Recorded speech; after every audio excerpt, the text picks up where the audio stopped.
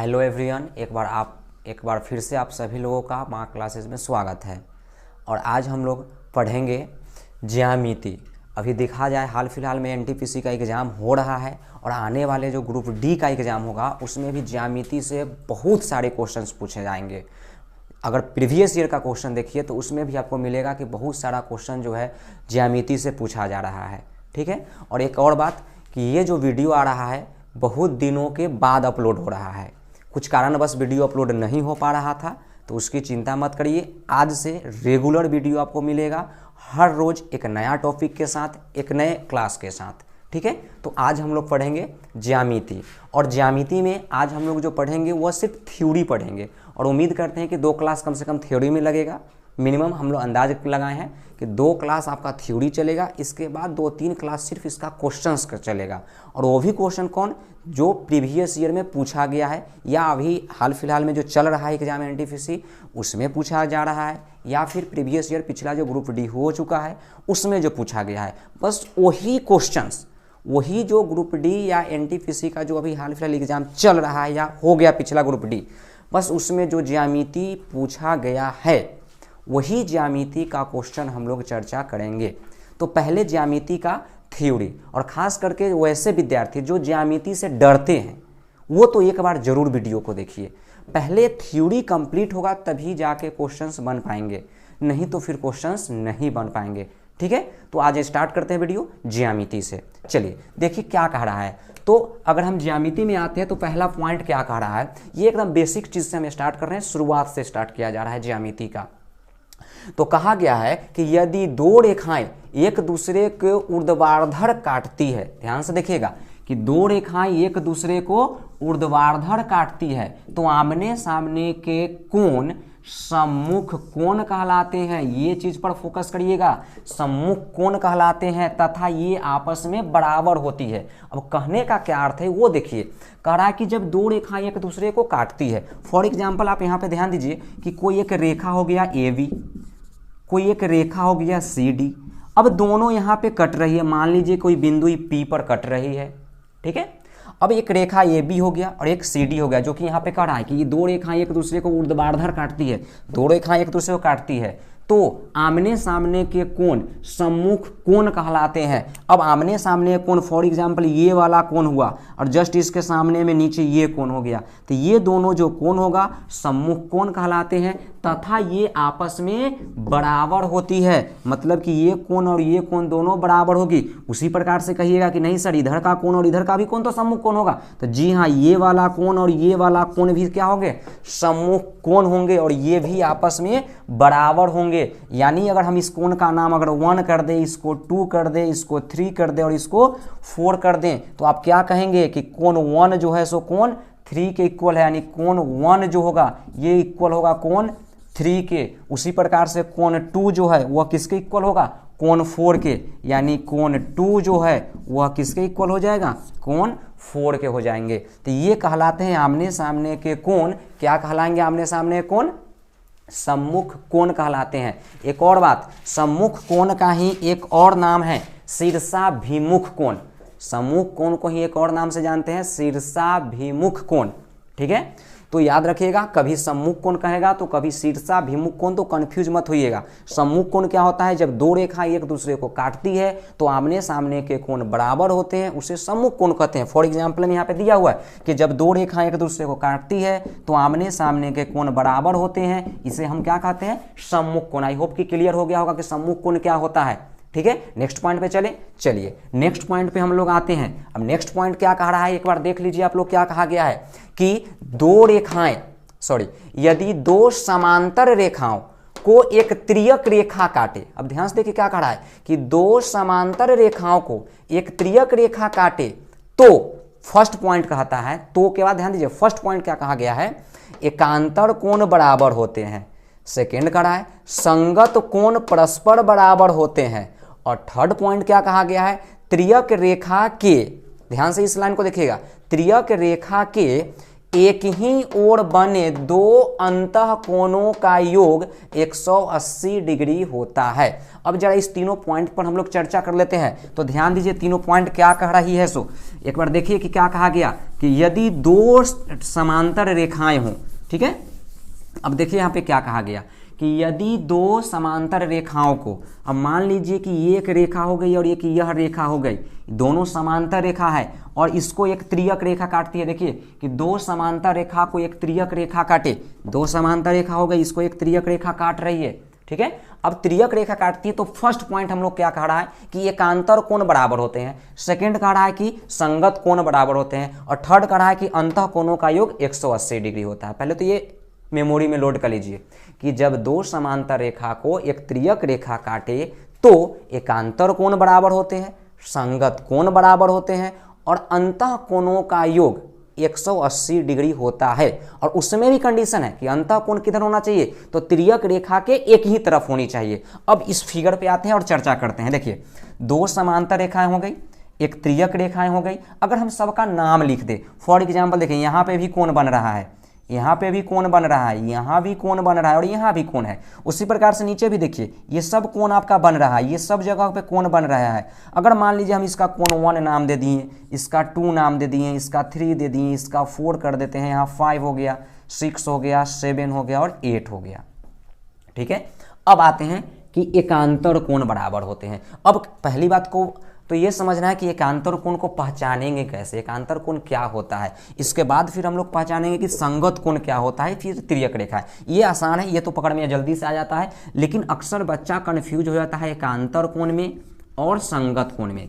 तो इस पर थोड़ा सा आप लोग अच्छे से ध्यान दीजिएगा, फोकस डालेंगे कि एकांतर कोण और संगत कोण में अक्सर कन्फ्यूजन हो जाता है, कौन एकांतर कोण है और कौन संगत कोण है। तो देखिए एकांतर कोण का पहचान क्या होता है। तो अगर एकांतर कोण के लिए हम लिखें तो ये जो त्रियक रेखा है, हम लोग अगर देसी भाषा में कहें तो देसी भाषा में क्या हो गया कि हम लोग पहचान लेते हैं इधर उधर ऊपर नीचे, इधर उधर ऊपर नीचे। अब कहेंगे कि सर ये क्या बातें हो गई इधर उधर ऊपर नीचे। इधर उधर कहने का मतलब कि इधर उधर क्या मतलब, इसको हम लोग ऐसा भी कह सकते हैं कि दाएं बाएं। आप ऐसा भी कह सकते हैं कि दाएं और बाएं, कि दाएं बाएं फिर ऊपर नीचे। इधर उधर को थोड़ा देर के लिए अगर हटा भी दें तो दाएं बाएं ऊपर नीचे। जैसे कि अभी हम खड़े हैं तो खड़े हैं तो मेरा ये दाहिना है और ये बायां है, तो एक कोण लेंगे दाहिना का तो एक लेंगे बायां का, एक लेंगे ये जो समांतर रेखा था। आई होप कि ये समझ में आ रहा दिख रहा होगा कि ये समांतर रेखा था, तो समांतर रेखा के एक ऊपर का कोण था, एक समांतर रेखा के नीचे का कोण था, ठीक है। तो एक ऊपर का कोण हो गया, एक नीचे का कोण हो जाएगा, एक इसके दाहिना तरफ एक बायां तरफ। अब देखिए जैसे कि आप कोण 3 को देख रहे होंगे, तो जो 3 नजर आ रहा है ये समांतर रेखा के बाईं तरफ है, तो हम इसके जो एकांतर कोण लेंगे वह दाईं तरफ लेंगे। तो जब 3 है तो 3 के दाहिना, तो 3 के दाहिना में आएंगे तो ये 2 रेखाएं हैं, सॉरी 2 कोण है, 5 और 8। तो ये 3 देखिए इसके नीचे है, मतलब इस समांतर जो रेखा है इस समांतर रेखा के नीचे है, तो हम क्या लेंगे इसके ऊपर लेंगे। क्लियर हो रहा है। मतलब कोण 3 और कोण 5 ये दोनों जो कहलाते हैं ये एकांतर कोण कहलाते हैं और ये एकांतर कोण परस्पर बराबर होते हैं, ठीक है। तो कह सकते हैं कि कोण 3 जो होगा वह किसके बराबर होगा, कोण 5 के बराबर होगा। और 3 और 5 कैसे बराबर हुआ, तो बराबर होगा एकांतर कोण से, ठीक है। चलिए आगे हम लोग बढ़ते हैं।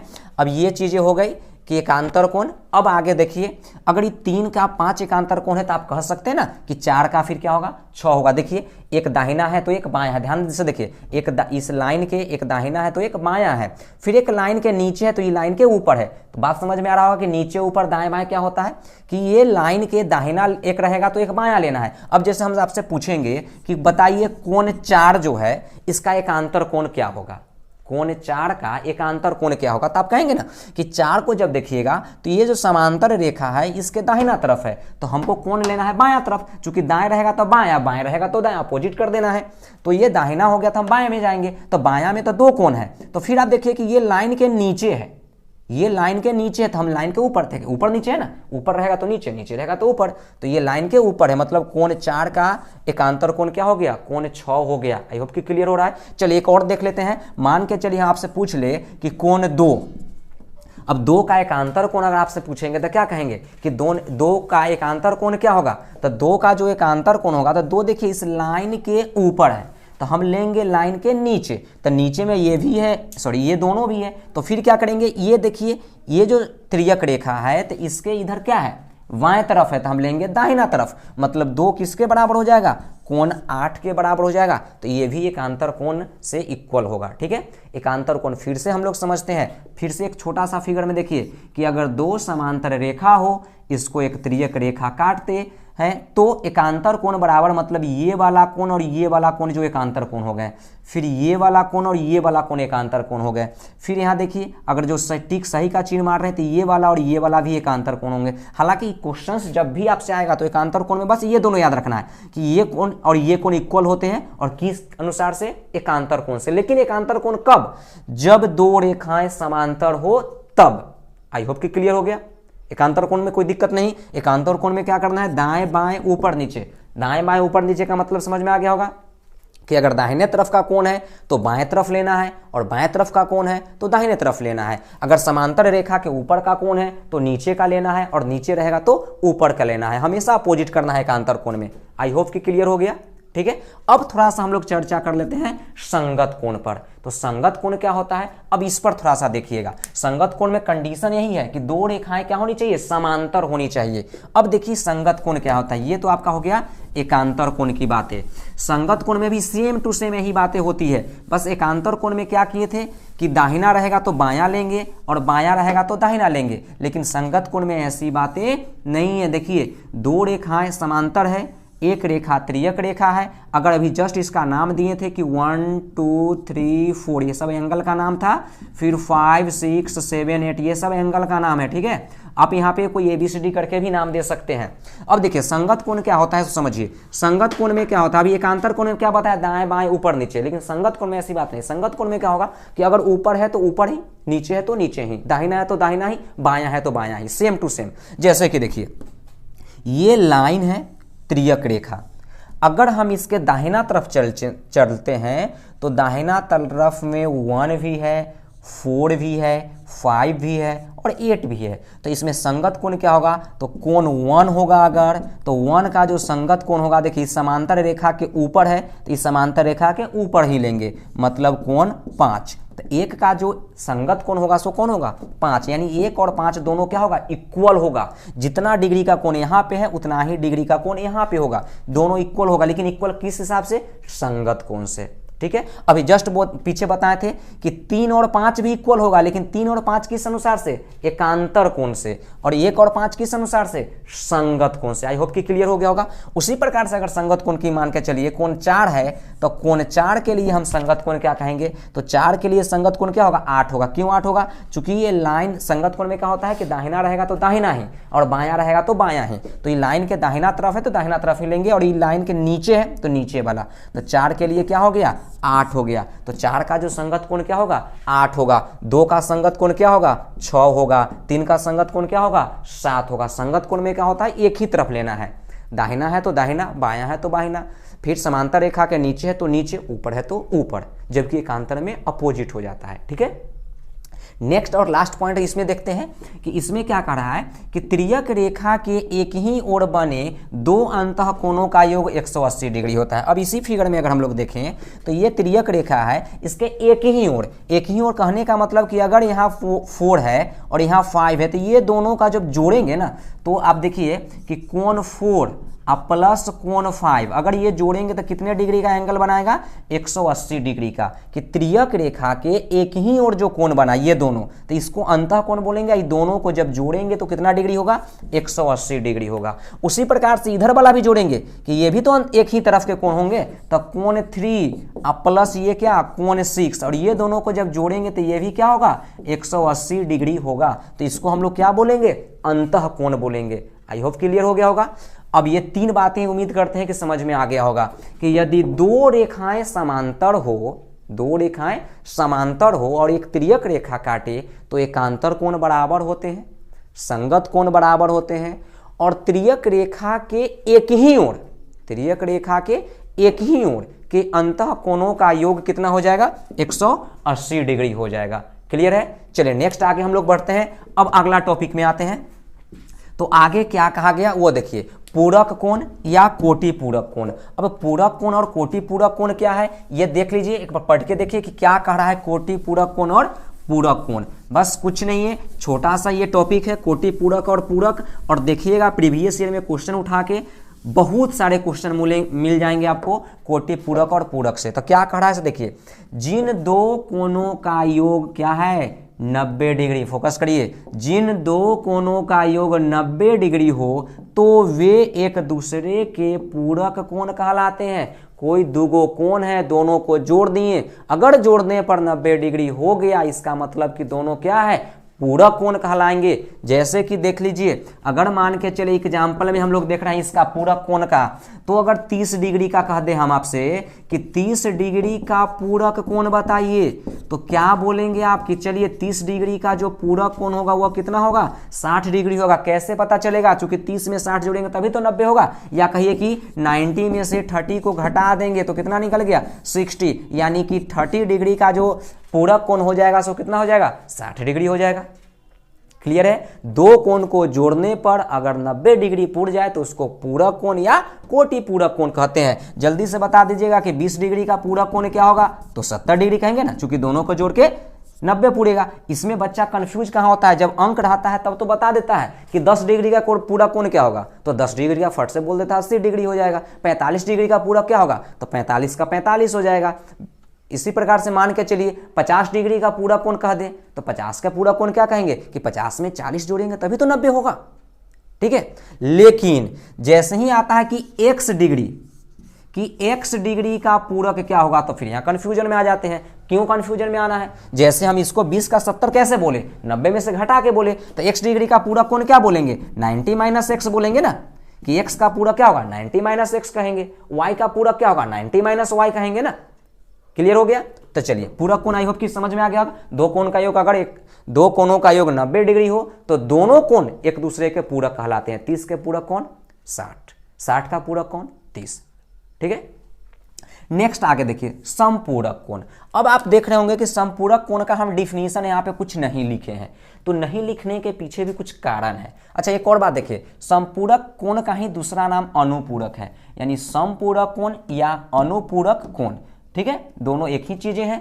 और नहीं लिखने का कारण है चूंकि ये कोटि पूरक का ही मिलता जुलता डिफिनीशन है। सिर्फ हम लोग क्या करेंगे देखिएगा कि समपूरक और अनुपूरक में क्या होगा, बस इसी भाषा को यही लिखना है कि जिन दो कोणों का योग यहाँ 90 था, अब 90 के जगह पे हम लोग क्या डालेंगे? 180, कि दो कोणों का योग जो हो जाएगा वो कितना हो जाएगा? 180 डिग्री हो जाएगा। कि दो कोणों का योग 180 डिग्री हो तो वो दोनों एक दूसरे के क्या कहलाएंगे? समपूरक। याद से ध्यान दीजिएगा, अगर दो कोणों का योग 90 हो तो पूरक और 180 हो तो समपूरक।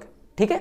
तो जल्दी से बता दीजिए, अगर हम आपसे पूछ लेंगे कि 60 डिग्री का समपूरक क्या होगा, तो क्या करेंगे? 180 में से 60 को घटा देंगे तो आएगा कितना? 120। तो कहेंगे ना कि 60 डिग्री का समपूरक क्या हो गया? 120। या 120 डिग्री का समपूरक क्या हो गया? 60। आप इस पर क्वेश्चंस बहुत सारे बनेंगे और चिंता मत करिए, ये अभी हम आपका थ्योरी बता रहे हैं। सभी थ्योरी पर क्वेश्चंस बनेंगे और क्वेश्चन एक दो नहीं बहुत सारे क्वेश्चन बनवाएंगे, पूरा कंफ्यूजन दूर हो जाएगा। जितने भी ज्यामिति से डरते हैं जरूर एक बार देखिए अच्छे से, और एक बार कंसेप्ट क्लियर नहीं हो वीडियो को दोबारा देखिए, क्लियर होगा, जरूर क्लियर होगा। और खास करके जो थोड़ा बहुत कंफ्यूजन रहेगा क्वेश्चन जब कराएंगे उसमें और बेहतर क्लियर हो जाएगा। ठीक है? संपूरक उम्मीद करते हैं समझ में आ गया होगा। अब आगे हम लोग बढ़ते हैं माध्यिका। और माध्यिका कहने का मतलब कि त्रिभुज की माध्यिका। ठीक है? तो त्रिभुज की माध्यिकाएं क्या होती है देख लीजिए, क्या कह रही है त्रिभुज की माध्यिका में, कुछ भाषा कह रहा है कि किसी त्रिभुज के शीर्ष से, देखिए क्या कहा गया है कि किसी त्रिभुज के शीर्ष से खींची गई एक रेखा जो त्रिभुज को दो बराबर भागों में बांटे, त्रिभुज को दो बराबर भागों में बांटे, तो त्रिभुज की, यह त्रिभुज का सिंबल है, तो त्रिभुज की माध्यिका कहलाती है। क्या कहा गया त्रिभुज की माध्यिका में? कि त्रिभुज के किसी शीर्ष से, त्रिभुज में 3 शीर्ष होते हैं, सभी को पता है, त्रिभुज के किसी शीर्ष से अगर वैसी एक रेखा खींची जाए जो त्रिभुज को 2 बराबर भागों में बांट दे, तो वह जो रेखा होगी त्रिभुज की माध्यिका कहलाती है। और इसका एक और डिफिनीशन आता है। क्या डिफिनीशन आता है वो भी बता रहे हैं, ध्यान से देखिएगा। त्रिभुज की माध्यिकाएं में क्या कही गई, ध्यान दीजिए। अगर मान लीजिए कि ए बी सी ये कोई त्रिभुज हैं, ए बी सी कोई त्रिभुज हैं, तो अब देखिए कि किसी शीर्ष, मान लीजिए हम ये शीर्ष ए लेते हैं, आप यहाँ शीर्ष बी ले सकते हैं, सी ले सकते हैं, कुछ भी ले सकते हैं, कोई फर्क नहीं पड़ता है। क्लियर है?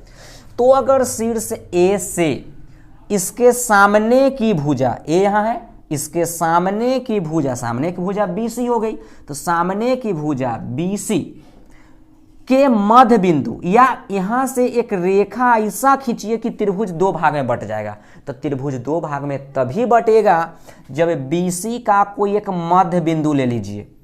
मान लीजिए कि यह 8 सेंटीमीटर है, तो मध्य बिंदु 4 हो गया, इसका नाम अगर हम D दे देते हैं, यानी ये वाला और ये वाला दोनों बराबर।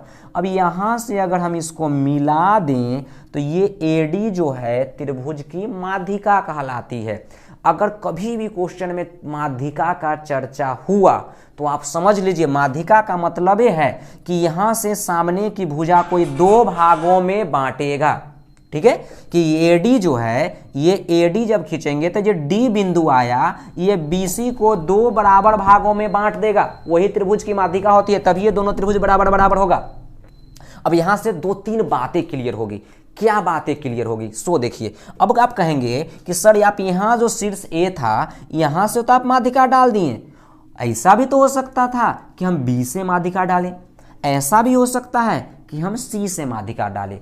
जरूर हो सकता है, डाल के देखते हैं। अगर आप बी से डालते हैं तो पहले ए सी है, बी के सामने की भुजा, इसका कोई एक मध्य बिंदु मान लीजिए हम यहाँ पे ले लिए ई, एग्जैक्ट होता है, ये दोनों और ये दोनों बराबर होगा, मध्य बिंदु है। तो अब यहां से हम इसको अगर मिला दें, ठीक है, तो BE, ये BE भी माध्यिका कहलाती है, फिर AD भी माध्यिका कहलाती है, तो ये दोनों माध्यिकाएं होगी। अब कहेंगे कि सर ये को काहे छोड़ दिए, तो चलिए C से अगर हम खींचेंगे तो इसके मध्य बिंदु पर, तो ये मध्य बिंदु पर जब खींचेंगे, मान लीजिए यहाँ पे कुछ नाम दे देते हैं हम F, ठीक है, तो ये तीनों जो है सो माध्यिका, कौन कौन माध्यिका हो गया देख लीजिए। AD माध्यिका हो गई, BE ये भी माध्यिका हो गई, और CF ये भी माध्यिका हो गई। ये तीनों को हम क्या कहेंगे? माध्यिका कहेंगे। फिर से एक बार सुनिए, अगर कभी भी त्रिभुज में माध्यिका का चर्चा है तो इसका मतलब समझ लीजिए कि जिस बिंदु पर या जिस भुजा पर माध्यिका आ रही है, जिस शीर्ष से, वह भुजा को 2 बराबर भागों में बांटेगी। और एक चीज देखिएगा, जब ये तीनों माध्यिका खींचे तो यहाँ तीनों एक जगह कट गया। मान लीजिए यहाँ पे हम इसका नाम G डाल देते हैं, ठीक है, और G को ही हम लोग क्या बोलते हैं? माध्यिका का केंद्रक। क्या बोलते हैं? माध्यिका का केंद्रक। एकदम याद रखिएगा कि माध्यिका का केंद्रक बोलते हैं किसको?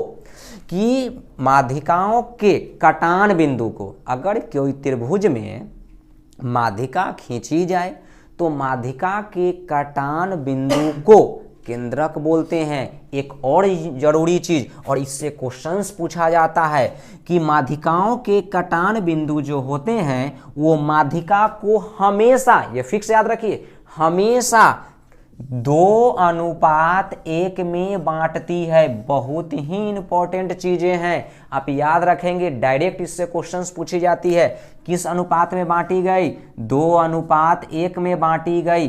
कहिएगा सर ये 2:1 क्या है? कहने का मतलब यहाँ ध्यान दीजिए, यहाँ A और D एक माध्यिका थी और यहाँ पे केंद्रक आया, मतलब A और G जो है, AG नजर आ रहा होगा, AG, और यहाँ अनुपात, यहाँ नीचे आते हैं तो GD, और ये दोनों का जो अनुपात होगा यह 2:1 होगा। उसी प्रकार से इसका भी देखिए, BG और GE, बी जी और जी ई, इसका भी अनुपात क्या होगा 2:1 होगा। आप देखने से लग रहा है कि ये भुजा बड़ा है और ये छोटा है, मतलब इसका ये हमेशा दुगना होगा। त्रिभुज की माध्यिका का यह गुण होती है, याद रखिएगा कि जो कटान बिंदु होता है वो कटान बिंदु को केंद्रक कहते हैं और केंद्रक हमेशा उसको 2:1 में बांटती है। एग्जाम में क्वेश्चन पूछ देगा, मान लीजिए कह देगा कि ये 6 सेंटीमीटर है, तो बताइए ये कितना होगा। तो आपको पहले से पता है कि ये दोनों का अनुपात 2:1 होता है, मतलब इसका ही दुगना होता है। जब ये दुगना है तो ये आधा होगा, तो जब ये 6 सेंटीमीटर है मतलब कि ये क्या होगा 3 सेंटीमीटर होगा। उसी प्रकार से अगर इसकी चर्चा हम कर लें तो आपसे हम पूछ ले कि बताइए ये 4 सेंटीमीटर है, ये वाला 4 सेंटीमीटर है, तो ये नीचे वाला कितना होगा, इसका दुगना हो जाएगा, मतलब कि 8 सेंटीमीटर हो जाएगा। ये त्रिभुज की माध्यिका का गुण हो गया। ठीक है, ये त्रिभुज की माध्यिका तक हम लोग पढ़ लिए। इसके बाद आगे हम लोग और पढ़ेंगे, त्रिभुज का अंतः केंद्र पढ़ेंगे, त्रिभुज का परिकेंद्र पढ़ेंगे, है ना, ये सब